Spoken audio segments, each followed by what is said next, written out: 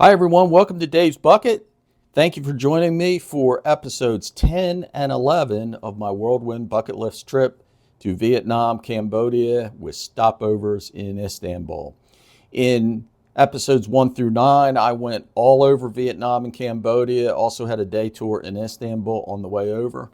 And at this point, in episode 10, I repositioned back to Hanoi for my flight home, and I spent time in the Westlake district before traveling overnight to Istanbul. And in episode 11, I have a half-day tour in Istanbul. I fly to Washington, D.C., overnight there, and fly home in the morning on Delta Airlines. So please enjoy. And before I send you back from Hanoi to Tennessee, please like, subscribe, thumbs up, all that good stuff. It really helps me out, so I appreciate it. So with that, let's go from Hanoi back to Tennessee. Enjoy.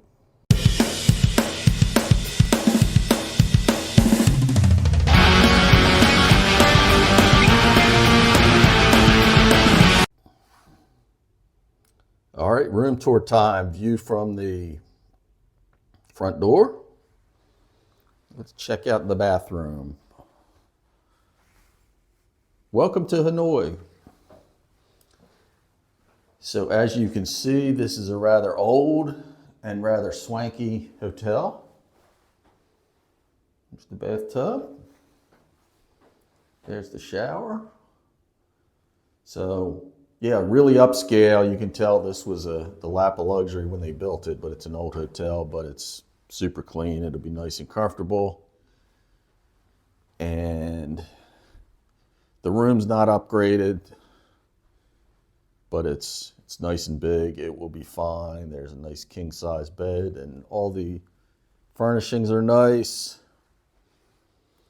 And for an old hotel, it's very well maintained and it's probably been renovated at some point. So, and then here's my view. That is the Westlake area.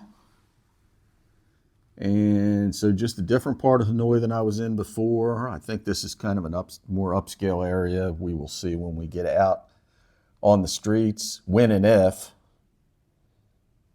There might be an if around that. But I'm here for one night, 17,500 Marriott points for this hotel, and so that is a really, really nice deal, really good deal. My status gives me 4 o'clock checkout tomorrow. He was nice enough to extend that to 5 because my flight is at 10 p.m. So I'm going to check out the lounge this evening for dinner. The lounge is closed for breakfast because of Tet, but I will be going to the restaurant, which if I was here on business and I was trying to get out in the morning, that would probably irritate me. I like to get to the lounge and just get some food and get out. But since I am here on pleasure, I'm actually happy because the restaurant will have a better buffet than what they probably would have had in the lounge. So I've got this afternoon here in Hanoi, I've got the morning in Hanoi, and then tomorrow night I get the heck out of here and back to Istanbul. So that is your room tour for the Sheraton Hanoi Westlake. All right. So I am on the Westlake in Hanoi. And it is huge. I started out all the way up here and walked all the way around to get here. And there have been times when I could take a much better view than this, but I'm trying to make my way back to the hotel, which is down yonder. And I ran into a problem. I ran into the street market. And this looks crowded, but this is nothing compared to what I just went through. I mean, mayhem doesn't even begin to cover it. Every one of these streets around here is just completely packed with people.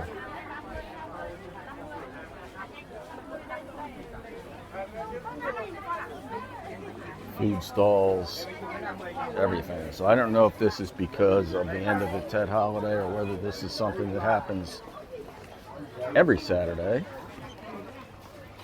I don't know.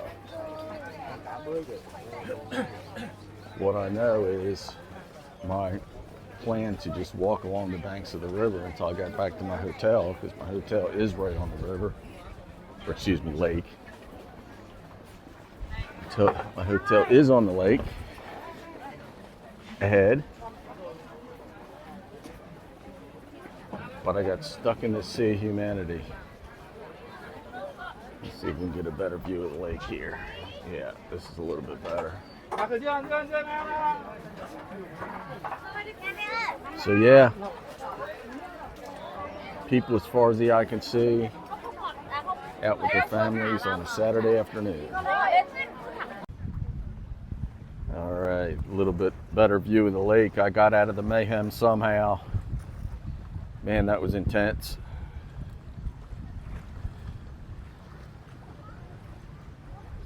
I was just trying to follow along the lake to get back to my hotel, which is right there. I walked along the main drag to the other side end of the lake, and then I decided to walk back on the lake. 2 hours later, I'm still walking. So praise God that I can do that, especially after, what am I on, 13th day of this at this point. And yeah, it's been pretty intense. I just slipped on a rotted piece of fruit. Sorry about that. At least I hope that's what it is. But now, if I just follow this all the way along, I will eventually make it back. But I did not plan on running into that street fair, let me tell you that. This lake's huge. They say you can walk all the way around in 3 hours. I don't believe that, because I've only walked about a third of it in 2 hours. Of course, I didn't know where I was going. But right now, I'm headed to that white building. Time to chill out, man. Anyway, walked around the Westlake area just to see if I could see any place that might be interesting for the evening.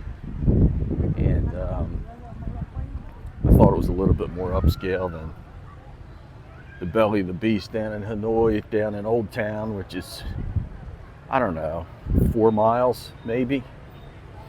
But that's where I was before when I was here last week. And you know, I think I've pretty much had enough. Fly home tomorrow, and I don't know that I'm going to see anything else here.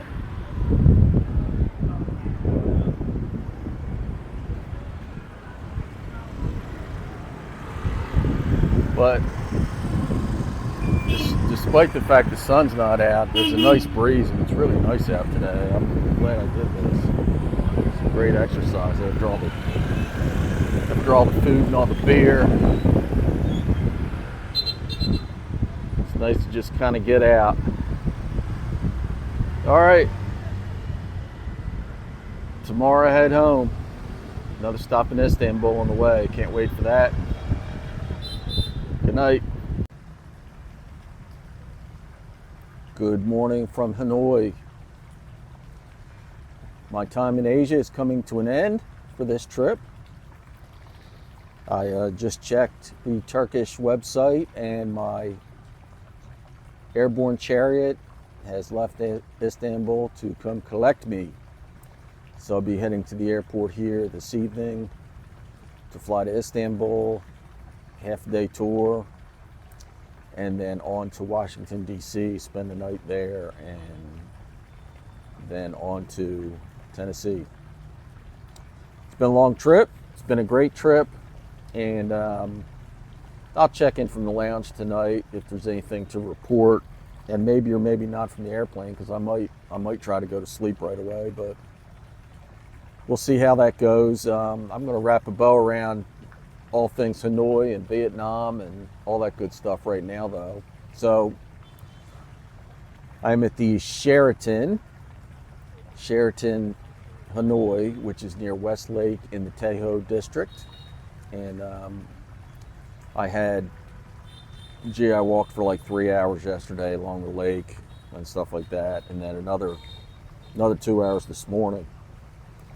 And a lot of stuff still closed for Tet.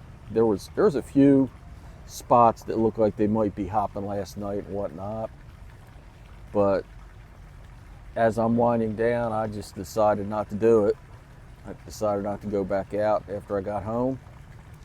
And so let me wrap the bow around the Sheraton here. So as I mentioned, it's kind of an older hotel, but it's squeaky clean. It's really nice. I like new stuff, but sometimes when you get one of these older hotels that's really well kept and really well maintained, it has a certain charm to it. And that's how I would describe this hotel. It's really kind of luxurious, even though it's old. I like it. The lounge is good. The food is great. Had the happy hour last night and then the breakfast this morning. Really, really great. The people are fantastic. They couldn't do enough for you. In fact, I'll say this. This morning it wasn't bad, but the last night in the lounge, it was almost, I would call it intrusive. There's like 6 or 7 people working up there, and it's like I want to be able to eat and drink my beer without a bunch of people staring at me. I mean, I couldn't even put a fork down without them snatching it up. So they mean well, but it's kind of weird. It's kind of weird to have somebody just sitting there staring at you while you're eating. But that's the sort of the service culture they have here. So the hotel, I'd give it a 10 out of 10, but a lot of people might not think this is the best location. I spent the first couple days over in the Hon Kiem district, which is more the belly of the beast, and I'll talk more about that here in a minute. But I kind of liked it over here. It's nice. So I give the hotel a 9 or a 10 out of 10. Really good, really good. So what about this Tejo district, Westlake? More laid back, a little bit nicer than the belly of the beast down by Hon Kiem. Less going on, obviously, but way less hectic. I mean, it's not even hard to cross the street here. Over there, it's almost impossible to cross the street. You gotta have nerves of steel just to cross the street over there. But yeah, a little less hectic over here, a little bit nicer, more upscale. Which brings me to Hanoi as a whole. Hanoi has a certain charm to it, a certain grittiness to it. I really like it. But it's just really dirty, It's filthy dirty. It's hectic. I mean, this beautiful, I'm sitting here looking at this lake. It's absolutely beautiful. This is a beautiful city, but it's filthy dirty. And so, that can be said of a lot of big cities, but I see people cleaning, but it doesn't seem to make any difference. There's bags of trash everywhere and stuff like that. So even here in this nice district, the lake is beautiful, and yet there's trash floating. Full of trash, absolutely full of trash, which is a shame. So, comparing it to Saigon, Ho Chi Minh City, I found Ho Chi Minh City to be more to my liking, cleaner, less hectic, even though it's a bigger city. And I really liked it. Chinatown was kind of nasty, but District 1 and District 3, where all the activity is, really, really nice. So I prefer that over Hanoi. But it's amazing how different they are, being in the same country. And then, of course, Halong, everything was closed because of Tet. I didn't really see much appeal in Halong other than the bay, which is probably the biggest draw of all of Vietnam, if I'm being honest. So it was pretty awesome. How do I compare it to the rest of Asia, though? Let's talk about that. On this trip, I also went to Cambodia.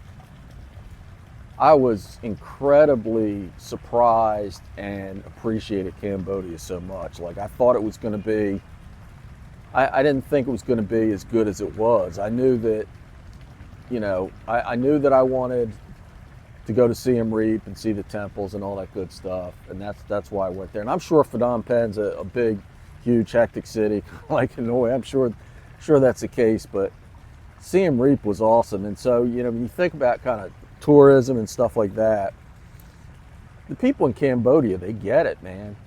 From a tourism perspective, they get it. In Vietnam, it seems like they don't even really try. It's like they live their life. They could care less about you. After 13 days, it's like they don't even acknowledge your existence. They just walk right by you. Nobody makes eye contact. Nobody says hello. The workforce, in the hotels and stuff, the service people are incredibly good. They're really well trained, kind of like when I used to go to Dubai all the time. The people are so well trained. The service personnel are just so well trained. They know exactly how to treat people. But the general public in Vietnam is just not super friendly, and they'll jump right in front of you. I had a lady yesterday in Halong. I was checking out of the hotel. I was right up at the desk. She just jumped right in front of me and started talking to the lady that was checking me out. It's like I didn't even exist.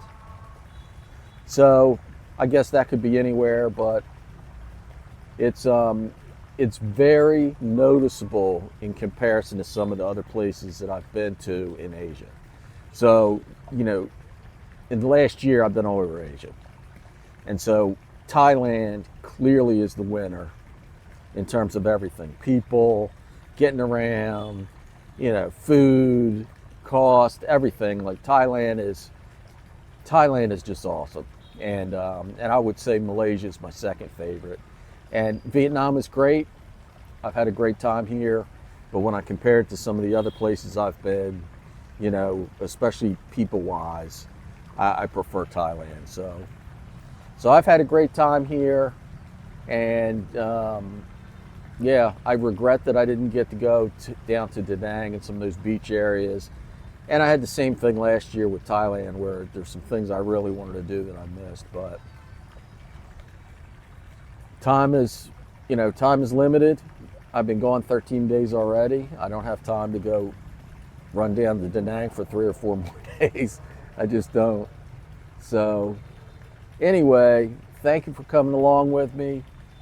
I'm going to be headed to the airport here in a little bit, and I will check in from the lounge. It may or may not be the same lounge I was in the other day when I flew to Cambodia. I didn't notice another one, so I don't know if this is who Turkish uses or not, but I'll check in from the lounge, and then maybe or maybe not from the airplane, and then definitely when I get to Istanbul. So, all right, signing off for now. Headed home soon. Can't wait. All right, greetings. Good evening from Hanoi Airport. I am at let's see what the name of this place is, the NIA Business Lounge. That is the one that Turkish uses here in Hanoi. So this, in fact, is a different lounge than I was in week and a half ago, maybe, when I flew to Cambodia out of the same terminal. It was a different lounge. This one is huge. Kind of see it. It's a huge lounge. It's got all the amenities. I will say the other one was nicer, but it was about a third of this size. I think the other one might have had a slight edge on the food too, but they have a good selection. I haven't eaten yet. I had a bite to eat at the lounge at the Sheraton. So, my flight's at 10 o'clock. I was entitled to a 4 o'clock checkout for being titanium with Marriott, and the gentleman was nice enough to give me 5 o'clock. They served dinner in the lounge at 6. So at 5 o'clock, I went up to the lounge. They checked me out, so I did not have to go downstairs, so that was awesome. And hung out for an hour, had a nice Diet Pepsi. Got on there. They had a little business center there, a computer. Did a little cruise critic and a little flyer talk and checked the news and football news and political news. And by then it was time to eat. Had a little bite to eat, and now we'll have another bite to eat here. The idea being to skip dinner on the flight and sleep and then eat breakfast before arriving in Istanbul. Or I could eat dinner and then skip breakfast.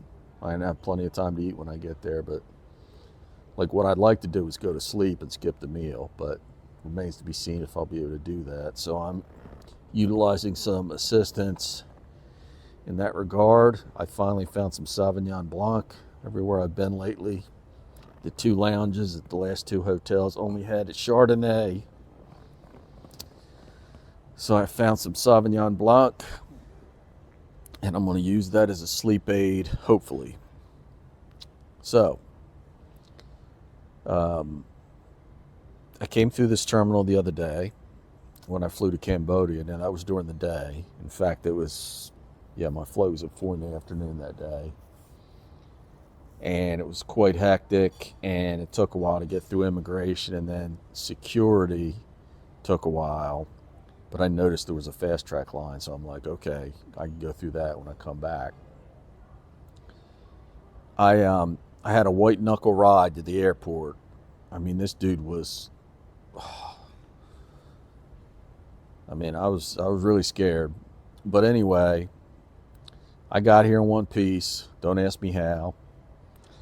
And the lobby was a nightmare, but I went over to Turkish. I'm early, Nobody in line in business class. Got my boarding card, doing carry-on luggage. Went over to the immigration line, breezed right through. Went to security, only had about 6 or 8 people ahead of me. Breezed right through security. Turned left out of security, saw the currency exchange, got rid of all the rest of my Vietnamese money. Got some US dollars, $18 to be exact. So I timed that pretty well in terms of, how much money I needed and all that good stuff. And then found my way to the lounge. I left the Sheraton exactly 1 hour ago. Oh, and that includes getting my wine too. Getting in the lounge 1 hour from the time I left the hotel, get dropped off, go through security, go through immigration, turn in my money, get to the lounge and get a wine. 1 hour. Like, I can't believe it. I thought for sure that it was going to be a madhouse here. So, there's a lot of flights late at night, and I'm just early. So I have about an hour and 45 minutes till my flight boards. And I'm sitting here looking at my airplane right out the window. It's already here, so I'm in good shape. The only thing is whether I'll sleep or not on the airplane. So 9-hour flight, dinner, breakfast, and then I have a tour booked when I get to Istanbul. So we'll see how the sleeping and the eating and all that good stuff goes, but I am glad to be here. That cab ride, man, it was scary. Like, I'm ready to get out of here now after that. And so, yeah, I may or may not check in from the plane. If I go to sleep right away, I will not. It's the same seat configuration I had on the way here. In fact, 3 out of my 4 flights on this trip have the new business class for Turkish, and it was nice. I mean, the footwell's a little cramped. I don't think it would work too well for a tall person, but it's fine for me. I slept good. But then my flight from Istanbul to DC is an old configuration. It's 2-3-2 now. How do you manage that? Well, you think, well, probably be on the 2, but then the person in the window has to climb over you. That's not good. So you almost have to go in the middle. So the goal is you choose an aisle in the 3 in the middle, and you cross your fingers that the middle seat's empty. First of all, I don't know how you sell a center seat in business class. Like, who would pay that? I'd be pissed if I paid thousands of dollars for that. But anyway, so I've changed my seat a couple times to make sure that nobody's next to me. So right now, nobody's next to me. In fact, nobody's in all three, but that could change in the next, 9 hours to Istanbul and then another 8-hour layover. I mean, in the next 17 hours, I'm sure that those seats could fill up, but I got my fingers crossed because it's not a good situation with the seating. It's the old configuration. So it's going to be a long trip, but I'm looking forward to getting home. And so if I don't check in from the plane, I will check in from Istanbul. Good night. All right. Good evening from the plane. So I lied. I said this was the same configuration I had on the 2 flights over because it's the same kind of aircraft. But I'm pleasantly surprised that their brand new product is on here. So I actually have a door. You can see the door here. It has to be open right now until takeoff. It has to be open for takeoff and landing. But at that point I can shut the door, and I'm here to tell you it's really nice.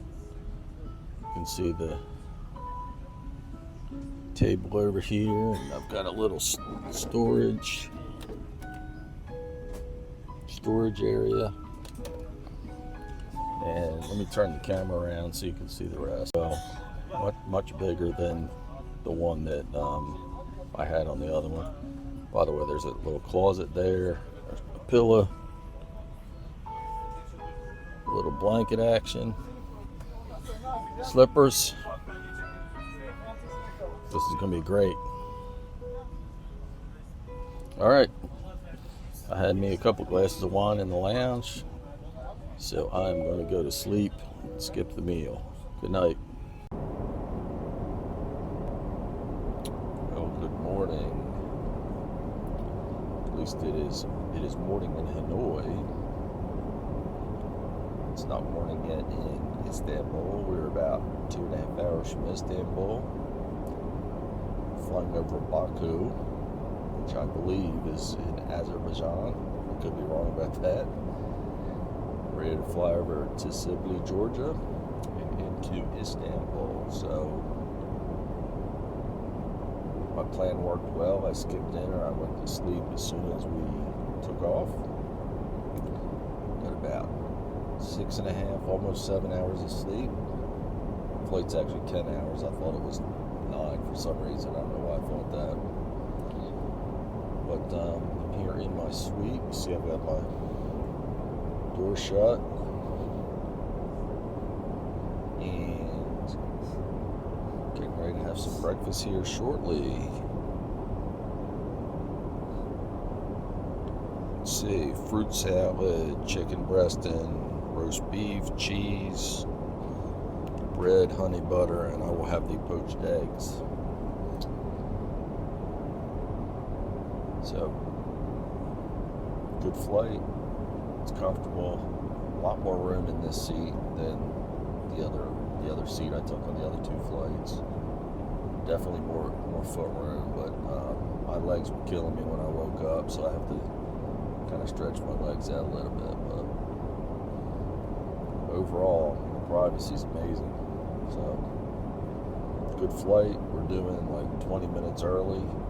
I have plenty of time to get situated before my tour. So breakfast coming up. All right, it is breakfast time. Here's the first course. I got some coffee, cheese, muesli, beef and chicken, fruit, croissant, and main course will be here shortly. All right, going in for round 2. We got some poached eggs and something else on the side. See you in Istanbul. All right, good morning from Istanbul. I am in the Turkish Airlines Business Class Lounge in Istanbul. You can see it behind me, it's quite nice. And on the way here, I tried to do a full video tour and I got admonished. It is not allowed. So I'm going to stay low key. But I mean, this thing is huge, and it's got everything: lockers, showers, computers. The computers don't work. I tried last time. Multiple food stations. They're not all open right now. It's only 5 o'clock in the morning, but had breakfast on the plane. Had just a little bit of breakfast, some fruit this morning here in the lounge. And getting ready to go on the tour here in a little bit. I've got about an hour and a half before I have to go enter the country and go on my tour. 4-hour tour gets me back here at noon. My flight's at 4 o'clock. So this should work out well. Pretty much the same thing I did on the way out, except on the way out I had an 18-hour layover instead of a 10-hour layover. So this is going to be way better. But the flight was early, really early, like 30 or 40 minutes early. So wrap a bow around the flight. That was their new product. That's exactly the way a business class product should be. Lots of privacy, lots of room, lots of storage, great TV, meals, service, I mean everything. It's a perfect business class product. It gets 10 out of a 10, except the internet didn't work. So we'll give them a 9 out of 10. I didn't really care, but if it was important to you, you would care. And then when you get on the ground, you got this wonderful lounge and free tours. I mean, like, how can you ask for more? So I have been in their best product. I've been in their normal product twice. And then my flight to DC this afternoon is on their worst product. So we will see how that all stacks up. Fortunately, it's a daytime flight. Theoretically, I shouldn't even have to sleep, but I'm sure I will. So I will take some footage from the tour, and on the airplane, hopefully, if I have enough privacy to take a video on the plane. I know they don't like it. And that's it. I'm halfway home.